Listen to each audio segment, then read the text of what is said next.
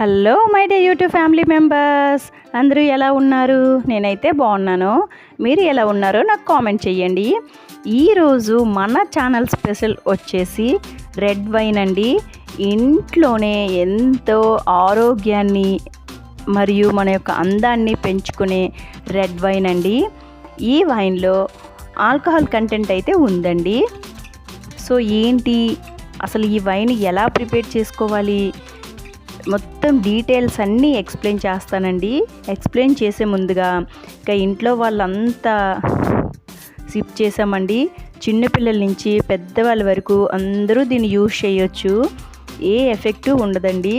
చాలా అంటే చాలా మంచిగా వచ్చిందండి. ఒగరుగా చేదుగా ఆ ఫెర్మెంటేషన్ చేయటం వలన అసలు భలే ఉందండి.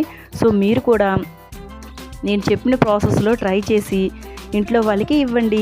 తెలుసుకునే ముందుగా welcome back to our channel Vasudha wax.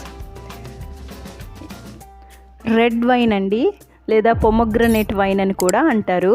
So దీనికోసం నేనైతే ఒక బీట్రూట్ తీసుకున్నానండి. ఇదిగోండి హాఫ్ బీట్రూట్ అండి. బాగా పీల్ ఆఫ్ చేసేసేయాలి. ఇదిగోండి నేను చూపించిన విధంగా బాగా పీల్ ఆఫ్ చేసేసేయాలి.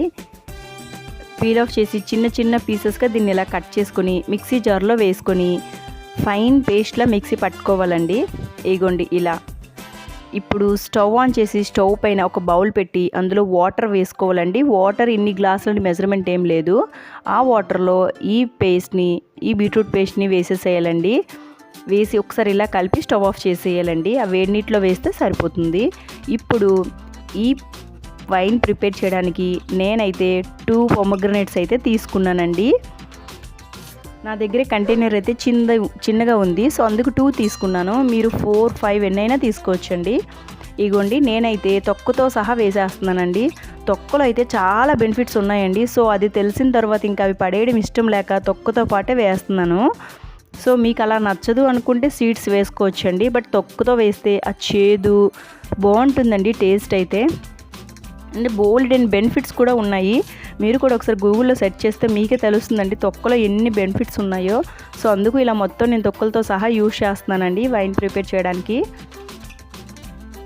ఇగోండి ఇలా చిన్న చిన్న పీసెస్లా కట్ చేసుకున్నానండి.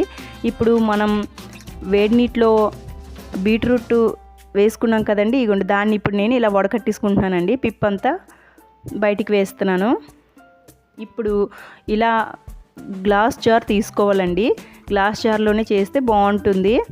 ఇగోండి ఇప్పుడు ఈ గ్లాస్ జార్లోకి నేను కట్ చేసి పెట్టుకున్న పొమగ్రనేట్ పీసెస్ అన్నీ వేసుకున్నానండి. ఇగోండి చిన్న జార్ అవటం వల్ల 2 మాత్రమే వేసుకున్నాను.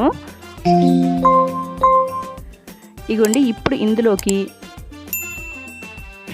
షుగర్ అయితే యాడ్ చేస్తున్నానండి. 2 ఫ్రూట్స్ తీసుకున్నాను కాబట్టి 4 టేబుల్ స్పూన్ల షుగర్ అయితే యాడ్ చేసుకోవాలండి. 2 పళ్ళుకి 4 అంటే ఒక పండుకి 2 టేబుల్ స్పూన్ షుగర్ అయితే సరిపోతుంది. షుగర్ తగ్గించుకోవాలనుకున్నా తగ్గించుకోవచ్చండి. నేను ఇది పిల్లలకు కూడా ఇస్తానని చెప్పి ఇంకా 4 అయితే వేశాను. అండ్ 2 టేబుల్ స్పూన్ల రాగులు అయితే వేసుకున్నానండి. అదేనండి వాటిని సోలు అంటారు కదండి. అండ్ 2 టేబుల్ స్పూన్ గోధుమలు వేసుకున్నానండి. ఈ రాగులు గోధుమలు అన్నీ మనం ఫెర్మెంటేషన్ చేస్తాం కదండి. మొత్తం పులిసి భలే టేస్ట్ వస్తుందండి అసలు. ఇక్కడ నేనైతే ఈస్ట్ వాడటం లేదండి. ఈస్ట్ వాడితే ఆల్కహాల్ కంటెంట్ అంటున్నారని చెప్పి నేను ఈస్ట్ అయితే వేయటం లేదు. ఇగోండి ఒక 10 లవంగ మొగ్గలు, ఒక చెక్క ఇవన్నీ ఇలా చిన్న చిన్న పీసెస్లో చేసి వేసేసాను. అండ్ 3 యాలకులండి.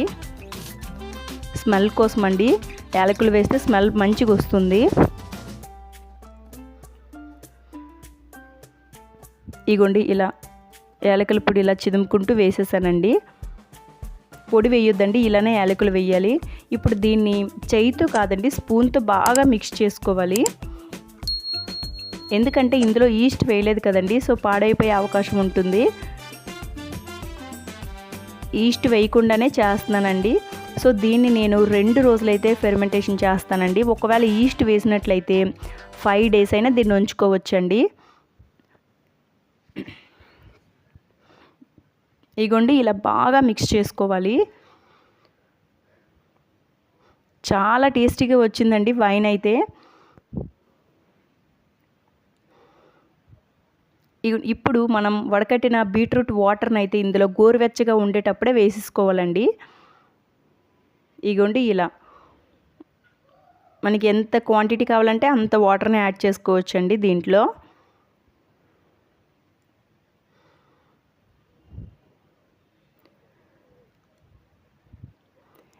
ఇగోండి ఇందులో అయితే ఆల్కహాల్ అయితే ఉంది అని చెప్పాను కదండి. ఎందుకంటే ఏ ఫ్రూట్ తీసుకున్నా మనకి 17% ఆల్కహాల్ అయితే అందులో ఉంటుందండి. ఇగోండి ఇప్పుడు దీనికి ఇలా మూత పెట్టుకోవాలండి. టైట్గా బిగించొద్దు, సీల్ చేయొద్దు. ఎందుకంటే గాలి వెలుతురు వెళ్ళాలండి, ఈస్ట్ వేయలేదు కాబట్టి. ఇలా మూత పెట్టి 2 రోజుల తర్వాత చూద్దామండి ఏం జరిగిందో. ఇదిగోండి 2 రోజుల తర్వాత ఎగ్జాక్ట్గా 48 అవర్స్ అండి.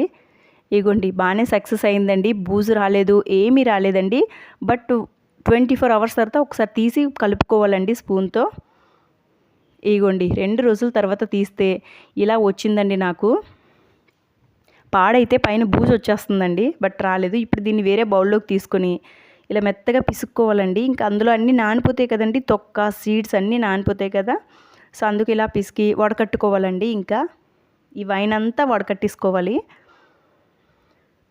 వడకట్టి పిప్పంతా మనం ఇంకా బయట పడేసేయాలండి. మీరు కనుక ఈస్ట్ యూస్ చేసినట్లయితే 5 డేస్ ఉంచుకోవచ్చండి. అండ్ వెలుతురు గాలి తగలకుండా సీల్ చేసేయాలండి మూత అయితే. ఇక్కడ మనం ఈస్ట్ అనేది వాడలేదు కాబట్టి మనం మూత పెట్టి వెలుతురు గాలి తగిలేటట్టుగా ఉంచుకున్నాము మూతని. ఇగోండి అంతే అండి, ఎంతో టేస్టీ రెడ్ వైన్ ప్రిపేర్ అయిపోయిందండి. ఇంకా ఇంట్లో వాళ్ళకి ఇస్తే సిప్పుకి హ్యాపీగా ఫీల్ అవుతూ తాగారండి. ఘాటుగా వగరుగా స్మెల్ సేమ్ వైన్లా టేస్ట్ అనిపిస్తుందండి. బట్ ఇదైతే ఆల్కహాలిక్ కంటెంట్ కాదండి, చాలా హెల్దీ కూడా. చిన్నపిల్లల నుంచి పెద్దవాళ్ళ వరకు అందరూ దీన్ని యూజ్ చేయొచ్చండి. మనం దీన్ని అయితే గాజు సీసాల్లోనే స్టోర్ చేయాలండి. మనకి చిల్లుడుగా కావాలంటే ఇలా గాజు సీసాలో స్టోర్ చేసిన తర్వాత ఫ్రిడ్జ్లో పెట్టి తీసి వాడుకోవచ్చండి. నేను కూడా ట్రై చేశానండి, సిప్ చేశాను, చాలా మంచిగా వచ్చిందండి. అండ్ చాలా బాగా అనిపించిందండి. ఎందుకు ఎక్కువగా వైన్ తాగుతారా అనేది ఇప్పుడు నాకు అర్థమైందండి. చాలా టేస్టీగా ఉంది. సో మీరు కూడా ఈ వైన్ ఇంట్లోనే ప్రిపేర్ చేసుకోండి. ఎంతో టేస్టీ అండ్ హెల్దీ అండి. ఎలా చేయాలి ఏంటి అనేది నా ప్రాసెస్ మొత్తం ఫాలో అవ్వండి. ఈజీగా మీరు చేసేసుకోవచ్చు. వీడియో నచ్చితే లైక్ చేయండి. Thanks for watching. Thank you.